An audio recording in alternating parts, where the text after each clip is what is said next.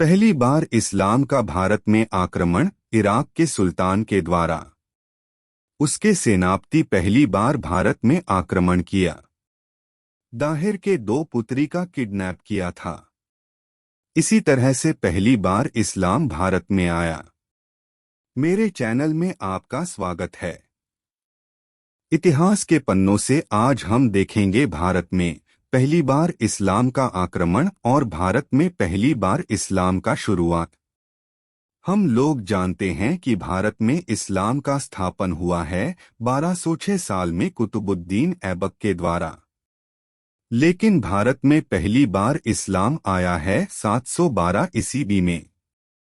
यह वही साल था जब इराक से एक इस्लाम गोष्ठी भारत पर आक्रमण किया और भारत में इस्लाम का शुरुआत किया। तब भारत को एक ही दिशा से आक्रमण किया जा सकता था, जो कि था उत्तर पश्चिम दिशा से, जो अफगानिस्तान पाकिस्तान होकर भारत में प्रवेश कर सकता था। भारत का इस प्रदेश का नाम था सिंधु प्रदेश। सिंध प्रदेश का राजा था दाहिर, जिसका दो पुत्री था। एक का नाम था सूर्य देवी और एक का नाम था निर्मला देवी। इसी समय इराक के बगदाद में खलीफा का शासन चलता था। इसी समय का खलीफा था आल हजाज, जो कि खुद को सुल्तान कहता था। इसका सेनापति का नाम था मोहम्मद बिन कासिम। अब आक्रमण की कहानी का कारण का शुरुआत होता है। सिंघल, जिसका नाम वर्तमान नाम श्रीलंका है, वहां से एक जहाज में इस खलीफा के लिए कुछ गिफ्ट जा रहा था, जो दाहिर के सिंध प्रदेश के अंदर देवल बंदर होकर अरब पहुंचना था। लेकिन देवल में दाहिर के कुछ लोग जो इस जहाज को लूट लेता है। किसी तरह इसका खबर चला जाता है खलीफा के पास। तब खलीफा दाहिर को उसका गिफ्ट लौटाने का आदेश देता है। जब दाहिर लौटाने से इनकार कर देता है, तब खलीफा ने उसका सेनापति मोहम्मद बिन कासिम को भारत में आक्रमण करने के लिए आदेश देता है। इसके साथ भारत में पहली बार अरब प्रदेश से भारत में अरब आक्रमण हुआ। भारत में अरब आक्रमण का मेन उद्देश्य था भारत में लूटपाट करना एवं भारत में इस्लाम का प्रचार घटना। भारत में अरब आक्रमण का 3 प्रभाव था। एक था राजनीतिक प्रभाव, जो भारत के राजनीति को प्रभावित नहीं कर पाया।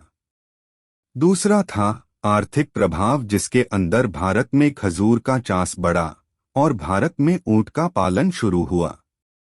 और तीसरा प्रभाव सांस्कृतिक प्रभाव, जिसके अंदर भारत और अरब संस्कृति का विकास हुआ।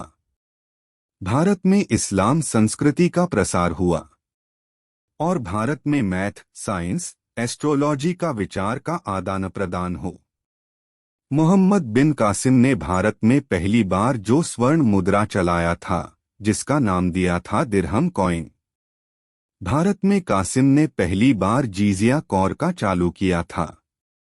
इसके बाद कासिम ने पंचातंत्र और चरक संहिता को अरबी और फारसी लैंग्वेज में ट्रांसलेट किया। का पंचतंत्र का अनुवाद जो हुआ था, उसका नाम दिया था कालिया बाद दिन्ना। अरबी भाषा में लिखा चचनामा से हम जान पाए हैं कि दाहिर को मारने के बाद कासिम ने दाहिर का पुत्रियों को बगदाद में भेज दिया था, जहां खलीफा खुद के पुत्रों के साथ शादी कर दिया था। दाहिर के पुत्रियों ने बदला लेने के लिए कासिम के खिलाफ खलीफा के पास कॉन्स्पिरेसी किया। इसके बाद खलीफा ने कासिम को वापस बुला लिया। फिर 714 ईस्वी में मोहम्मद बिन कासिम वापस लौट गया और कहा जाता है कि कासिम को खलीफा ने मृत्युदंड दे दिया। इसके साथ ही भारत में मुस्लिम आक्रमण का पहला चरण खत्म हुआ।